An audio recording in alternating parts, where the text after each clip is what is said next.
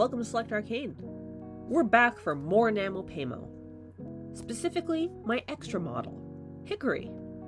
I wasn't sure who exactly to pay for NaMoPaiMo, but Kylie Park's hunk won by a landslide on my Instagram poll, which left poor Hickory out in the cold, so it was only right to have him done as my extra for NaMoPaiMo. Of course, first I started with prepping. File, wash, prime, sand, and repeat. I'm not going to go into any detail about that because you should go watch my video if you want to learn more how to prep a resin. If you want to learn how to prep a briar instead, I have a video for that too. If you're familiar with resins, you'd probably already know that Kylie Parks came out with a brand new set of Elfling foals back in 2021 during her stag event. They were a gambler's choice set of 3 miniature horse foals, one being a little mini mule, and I ended up getting the mule, Zeke, and Hickory. And I ended up trading Zeke for Hunk. So that means these little foals have been sitting around since 2021. Super unfair, but I'm ready. Let's check out the reference photos. Ugh, so cute. I'm going to go with a Palomino Pinto, partially because it was the first thing that jumped to mind when I saw this model, and secondly, he can be genetically related color-wise to Hunk, who's a chestnut Pinto. Palomino is chestnut with just one cream gene sitting on top, so it's completely legitimate. I still want them to be a set after all. Now I'll admit, I find dilutes very difficult to paint. A few years ago I took a Heather Bullock oil painting class and I actually did a buckskin, this one right here, and she taught me so much about painting dilutes and not making them so scary. So I'm going to be using some of the techniques I used from Heather's class, and if you're curious about oil painting and really want to learn more, I highly, highly, highly recommend taking Heather Bullock's classes. Her last one was How to Paint Black Horses. Alright, back to Hickory. I prefer to use Gamblin brand oils because they're a little bit softer with the chemicals that they use. Not so sure what it is about them because they use linseed oil as a binder, but I find my sinuses are a little bit happier when using them compared to other brands. As a base coat, I mix up some Venetian red, white, burnt umber, and yellow ochre. And using that white as the base, I mix them together to create this pale, buttery color. That's going to be Hickory's base coat. I keep my references on the screen to see exactly where I am at all times. And it doesn't really matter how much I lay on, because this is just the base coat, it doesn't have to be perfect. I'm leaving his legs blank because, let's face it, I'm going to have him with completely white legs anyways, so the base coat won't matter in these areas, and it'll give me a place to hold on to. When I've completely covered his body in the one color, I go back in with a fluffy brush. This is called a mop brush and I just dab away at him willy-nilly. This will actually take away all of that excess paint and also eliminate the brush strokes in the first layer. Once I'm done, I leave him to dry in my drying cupboard. He's going to need a few days to cure before I can do the next layer. And then in the next layer, I just repeat the exact same process with that exact same base coat. In case I missed any areas the first time around, now I can cover those up and also solidify that base color so it's not streaky.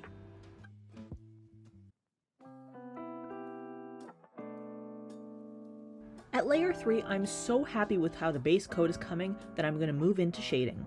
Taking that exact same mixture of white, burnt umber, Venetian red, and yellow ochre, I just play around with the proportions, really bringing out that burnt umber. I'm essentially making this a bit darker than the base coat, but also highlighting the browns and yellows in the Palomino. By the way, I'm keeping my reference picture close at hand. I apply paint to all the shadow areas according to my reference. The creases, the folds, under the mane, under the cheeks, the flank, and so forth. I try to use it sparingly and really keep that base coat visible.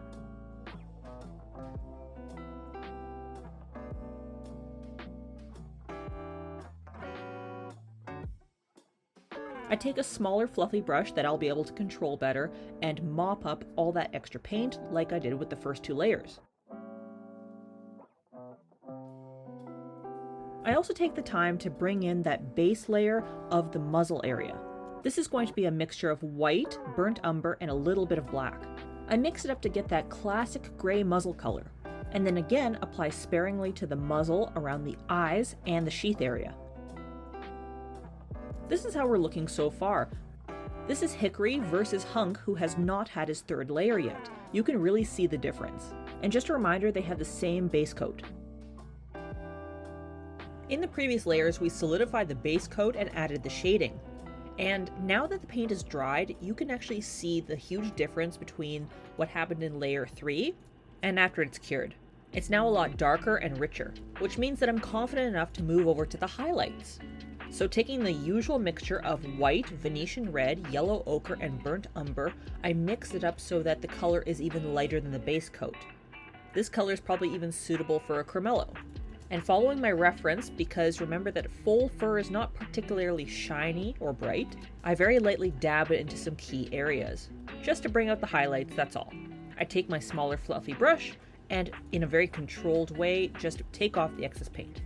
I follow up with the second layer of the muzzle color, which again is burnt umber, black, and white, leaning heavily into the burnt umber category. And now you're starting to see where this is going. Layer 5 brought a focus on just the muzzle, sheath, and eye shading. I used the same base color for that muzzle, which was burnt umber, white, and black. I just darkened it with more black. I applied very carefully around the shadow areas and creases, and then blended out with a soft brush. I don't do any highlights at this time because I don't want the colors to get muddy. I'll just wait a few days. And 2 days later, I am able to do the highlights. I use the exact same shade color except with a lot more white, and very lightly apply it to the raised areas like outside the nostrils and the lips. I also do the eyes, following my reference, and the sheath area. Now his base is technically done, but I have to wait a few days so I can spray him. The weather took a turn and we started to get 2019 vibes all over again. My county shut down multiple roads, the snow really started to pile up, even past the roof of my garage, and more importantly, all that blowing snow meant I could not spray my sealant, which was a blessing in disguise because you should never spray sealant until those oils are completely bone dry. If you rush, they could have a chemical reaction. And then finally, with 4 days of NaMoPaiMo to spare, the sun finally came out and the weather broke. I decided to bite the bullet and spray in Testors dullcote. This is going to provide a protective layer between the oils that I just completed and the new acrylics that I'm going to be putting down. Testors is nasty stuff to breathe in, so make sure you have your windows open, fans on, and use a mask and gloves.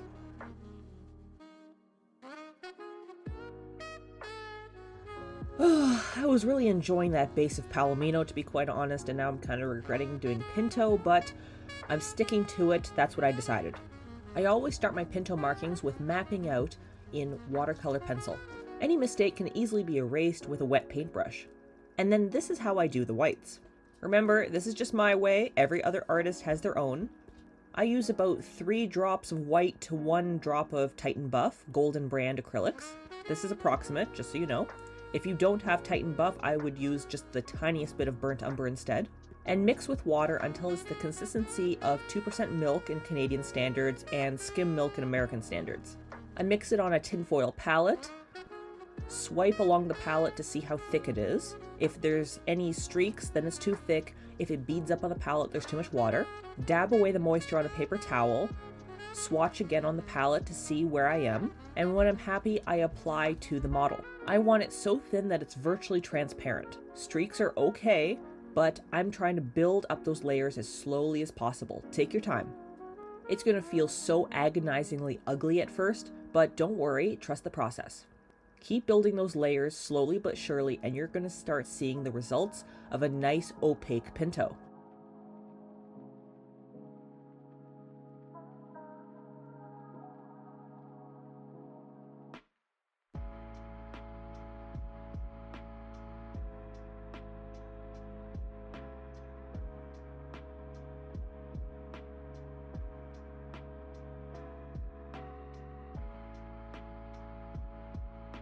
Next I started on the hooves.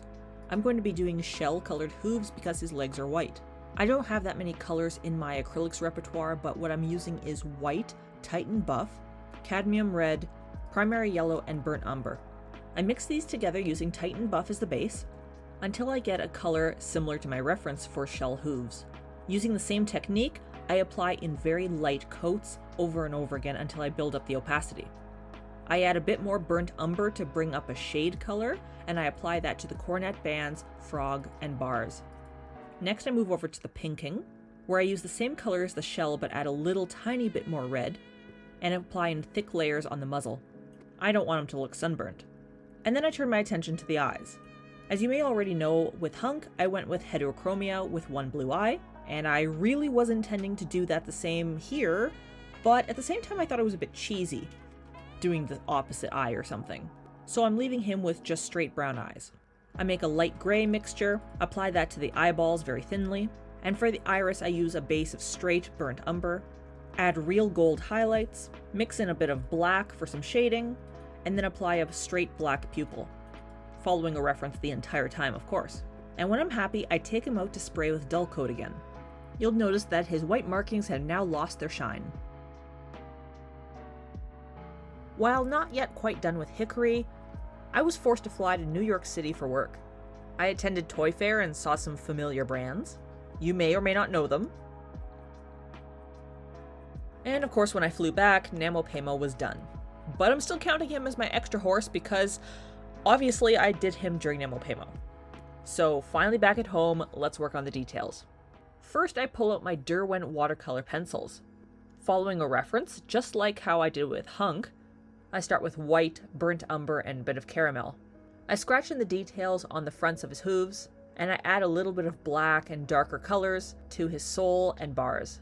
The white really helps blend out those darker colors at the end as well. I add some Roning to match Hunk, and use a very sharpened watercolor pencil to scratch some individual hairs along the pinto markings.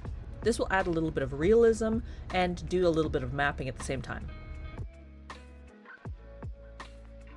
I didn't forget his chestnuts, and I added a little bit of eye detail to spice him up a bit. And with that, after taking him out to spray one last time in Testors dullcote, he's done.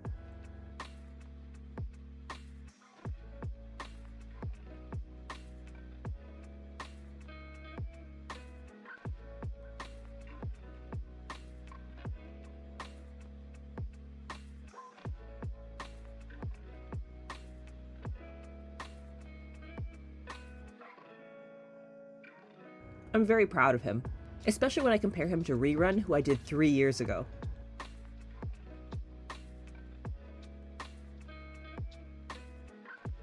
I have no idea what to name this guy, so suggestions are welcome. And if you like this video, please like and subscribe. You can follow me on Instagram @SelectArcane or on Facebook by the same name. Thanks for watching. Bye!